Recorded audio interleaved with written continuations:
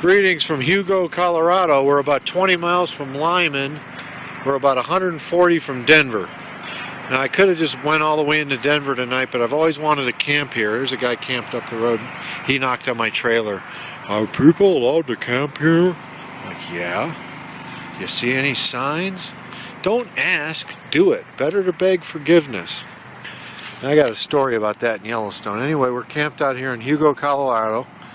I have my 40-meter hamstick. I want to show this before it gets too dark. It's mounted on the back, and look how high up it goes.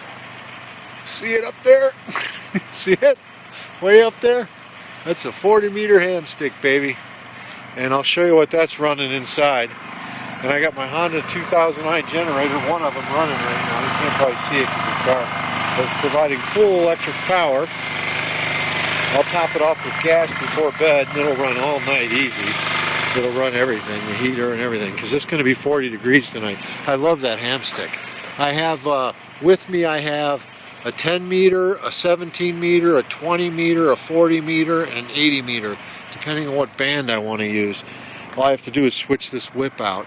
What I thought of doing before I left, and I could still order it to Denver, I'm going to get another mount and put it here, that way I run two different ham sticks into an antenna switch inside there. So in the middle of the night I can just switch from A and B antenna.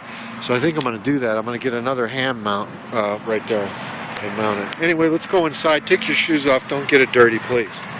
Come on in. Welcome to my home. That's baby Shaggy.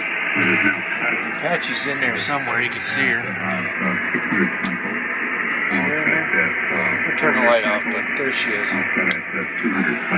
Anyway, this is the monitoring one of the 40-meter frequencies. It's a ham band, so these guys are hams.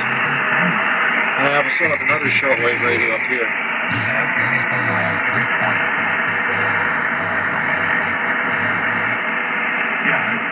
I'm going to do some shortwave listening later, probably Radio China radio in it. Anyway, here's my laptop fired up into Blackboard.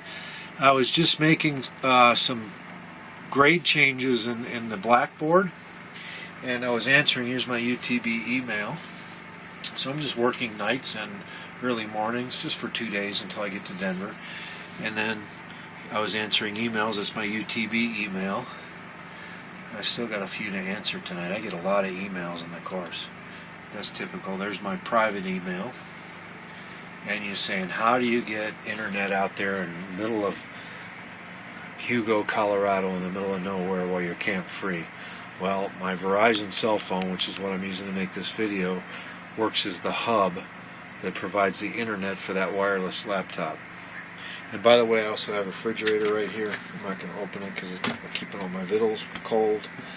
And there's a sink up here, but I've got stuff in it right now because I'm not really using it. But there's a sink, and I got a 15-gallon water tank under there and to run the sink and everything. But we're pretty comfortable in here. Not going to be running the fans tonight. Oh, I wanted to show you this. I have set up for morning. This is my tea kettle. I have monkey-picked tea. Yesterday we had that other tea, I couldn't think of the name, imported from China. This is imported from China. The legend has it the Buddhist monks used to train the monkeys to go up into the tea trees and pick the highest leaves. So they call it monkey-picked oolong tea. So that's set up for morning. I'm going to boil the water on the propane. I have a propane stove, actually, that goes in here and it hooks up to this propane right here, but I left it at home this year. It also mounts outside and hooks up out there. I left it at home because it just takes up space, and I can do the same thing with this. So I just left it home this year. Last year I never used it, and I hauled it all around, so the heck with it. We've got storage under the bed here. There's a big thing under there, so there's plenty of storage in here. Oh, any of these free parks out west have train tracks running through them. That's just part of the experience, so you're going to get that one live. This will happen at like 3 o'clock in the morning. Here it comes. Let's turn off the lights.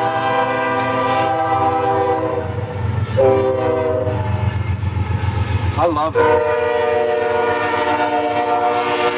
I I've actually woke up in the middle of the night to that once, where you're like in the middle of a dream. You think you're on the train tracks in your truck, and you almost have a heart attack in your sleep.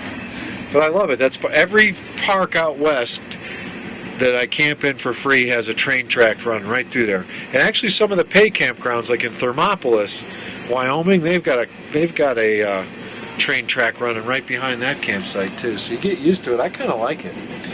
Anyway, I got to get back to work here. I got to get all this stuff done, and then I'm going to monitor some shortwave frequencies. From Hugo, Colorado, we're clear.